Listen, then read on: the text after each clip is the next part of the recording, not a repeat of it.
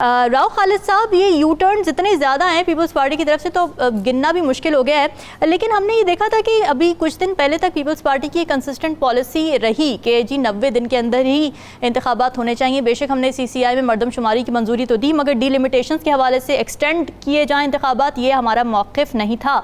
आसिफ अली जरदारी की statement stand out कर रही है इस पॉलिसी से, क्या वजह है? देखिए, एक छोटा सा इंसिडेंट हुआ था, अगर आपकी नज़र से गुजरा, खबर भी उस पर आई थी जी कि जो एक इनके लाहौर में कैंडिडेट थे इमरान मीर पीपल्स पार्टी के, तो उनको कहा, आसिफ जरदारी साहब ने फ़ोन किया कि आप जो है ना ये एतजाज़ और खोसा बड़ी बातें कर रहे हैं निकल निकल के, और चेयरमैन PTI का जिक्र करते हैं और उनकी सपोर्ट करते हैं, तो इसके खिलाफ आप प्रेस कॉन्फ्रेंस करें, ठीक है। अच्छा। तो उन्होंने आगे से कहा कि वो मुझे बिलावल साहब ने रोका हुआ है इस बात से ना।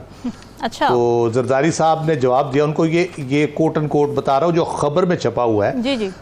उन्होंने जवाब दिया, उन्होंने कहा बिलावल अगर आइंदा कहे तो उसको बताना कि तुम्हारे बाप ने मुझे कहा है कि प्रेस कॉन्फ्रेंस करो।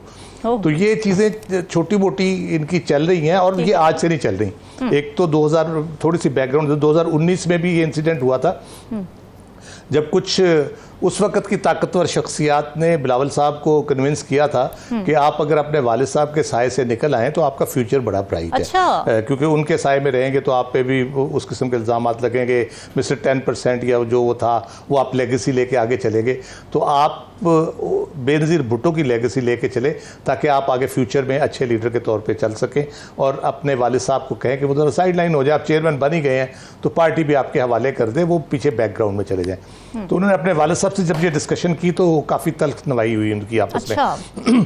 तो उस पर फिर ये रूठ के बिलावल दुबई जाके बैठ गए थे, फिर बड़ी मुश्किल से सुलह करके उनको वापस बुलाया गया।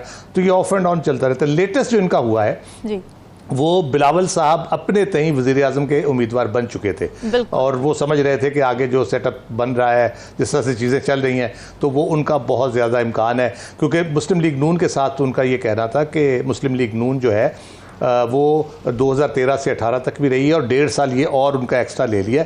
तो एज़ पर आवर अंडरस्टैंडिंग, जो म्यूचुअल अंडरस्टैंडिंग है, तो आगे पीपल्स पार्टी का प्राइम मिनिस्टर होना चाहिए। तो लेकिन अभी जब जो सूरत हाल पैदा हुई, जो सारे मामलात हुए, अदम एतमाद के बाद जो जिस तरह से चीज़ें चली, जरदारी साहब का ब्रेन चाइल्ड था अदम एतमाद, उसमें सारी एफर्ट्स उनकी थी। बिल्कुल। तो उसके बाद जो सूरत हाल पैदा हुई, उसमें बिलावल साहब को ये रियलाइज़ हुआ कि उनकी कैंडिडेचर तो ख़तरे में पड़ गया है। तो अभी जो लेटेस्ट झगड़ा हुआ वो इस बात पर हुआ, उन्होंने कहा कि आपने मेरा फ्यूचर तबाह कर दिया एज प्राइम मिनिस्टर, अभी मैं मुश्किल से बनूंगा, आगे चल के तो पता नहीं क्या होगा। तो उस पर फिर इनका झगड़ा हुआ, जिसके बाद बिलावल साहब ने पब्लिक मीटिंग्स भी तर्क कर दी थी। अभी वो दोबारा से पब्लिकली आए हैं।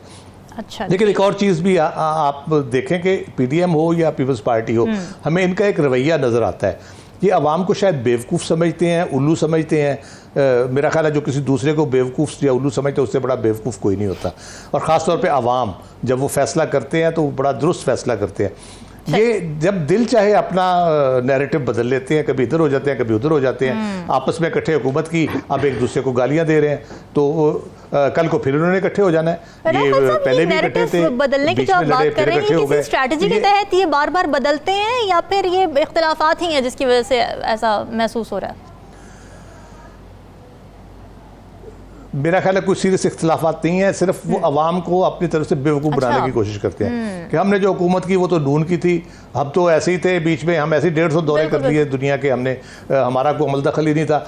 हल्का बंदी, हम हल्का बंदिया पे इस तरह हमारा ये मौक़िफ़ था कि ये हो जाएगा, तो हमने ऐसे ही उसमें कह दिया कि चले जी मुश्तरका मफादात कौंसिल में कह दिया कर ले हल्का बंदिया, क्योंकि हमें पता था इसके होनी तो है नहीं, इलेक्शन टाइम पे हो जाएंगे। तो ये ड्रामे जो है ना, ये लोगों को बेवकूफ़ बनाने के लिए करते हैं। इनका हकीकी मकसद जो है वो बुनियादी तौर पे अपने मफादात हैं, और ये चीज़ जो लोगों के साथ इस तरह से खेलना, उनके जज्बात से खेलना, उनकी सपोर्ट को मिसयूज़ करना अपने मकासद के लिए, ये जाहिर करता है कि इनके दिल में अवाम के लिए कोई हमदर्दी नहीं है। उनको अपने इक़्तिदार का मसला है, उनको अपने हुकूमत में आने का मसला है, उनको अपने माल का मसला है। वो जब अब जरदारी साहब का मसला क्या है, वो जब से उनको पता चला है कि कोई लिस्ट बन गई है, कोई लोगों को रोका जा रहा है, कोई प्रॉब्लम आ रही है, कोई केसेस खुल रहे हैं, तो एकदम से उन्होंने वो वाली गुफ्तगू शुरू कर दी है जो वो समझते हैं कि शायद। लेकिन पीपल्स पार्टी इस इस बात वक्त को जो डिनाई कर रही overall है mood कि है वो ये उनके है कि किसी इलेक्शन को, कारकुन को ना स्टॉप लिस्ट में डाला जा रहा है, ना कोई उन पे पाबंदियां लगनी है, ना मुश्किलात। डिनाई कर रही है मुसलसल पीपल्स पार्टी इस बात को, और वो फेक न्यूज़ भी कह रही है इस चीज़ को। मैं उनकी तरदीद को दुरुस्त मान लेता अगर आसिफ जरदारी साहब कल जो बयान दिया उन्होंने वो ना दिया होता।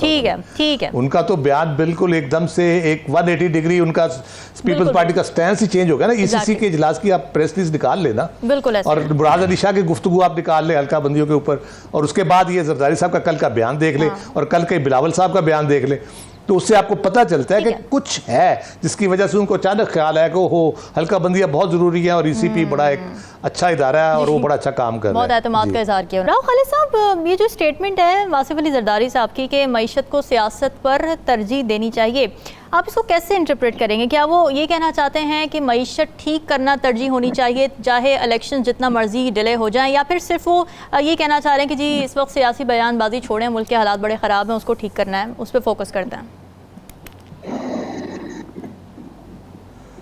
मेरा ख्याल है कि ये तो उनको 15 महीने पहले इस पे बात करनी चाहिए थी, और जिस तरह से हुकूमत रही उसमें इसी पे फोकस करना चाहिए था, और बताना चाहिए था हुकूमत को भी, अपने कोलिशन पार्टनर्स को भी, कि क्या चीज़ इम्पोर्टेंट है। उस वक्त तो उनसे कोई ऐसी बात हमें सुनने को नहीं मिली।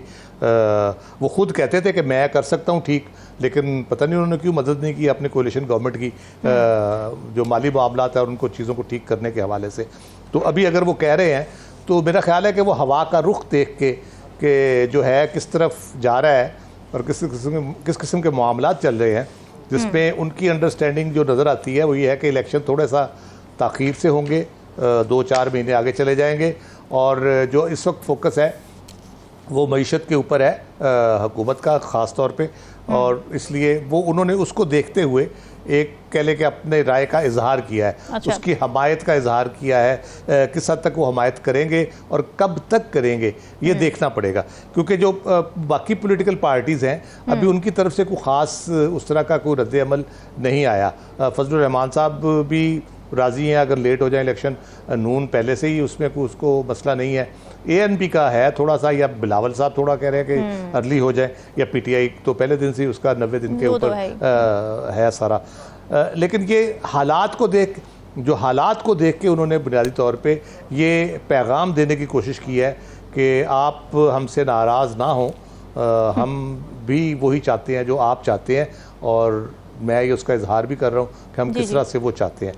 दूसरी बात जो है, जो कितना सीरियस है इनके मसाइल, तो एक बड़ी सीरियस खबर ये भी आ रही है कि पहले भी एक दफ़ा जब बिलावल और जरदारी साहब के दरमियान नाराज़गी हुई थी तो आसफा भुट्टो साहिबा को लॉन्च करने की कोशिश की गई थी, और कुछ उनको थोड़ा सा जल से वल से और बाकी भी उनको मुल्तान की कैंपेन पर एक दफ़ा उन्होंने आगे की थी बीच